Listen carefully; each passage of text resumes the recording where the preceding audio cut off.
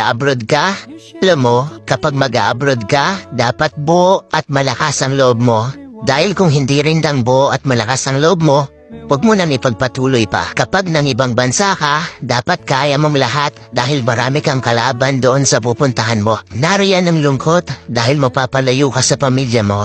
Isa yan sa pinakamalakas na kalaban na pwedeng umatake sa'yo. Nariyan din ang takot. Takot at pagkabalisa kung maayos ba ang lugar na mapupuntahan mo. Maaari ka ring panghinaan ng loob dahil tanging sarili mo lang ang tutulong sa'yo sa oras ng pangangailangan mo. Pwede ka ding ma-depress dahil sa sobrang daming problema na darating sa'yo at lalo na hindi mo pa kasama ang pamilya mo sa tabi mo. Pagkawala ng pag-asa na makakamit mo pa ba ang pangarap mo dahil kulang pa ang panggastos mo kaysa sa sinasahod mo.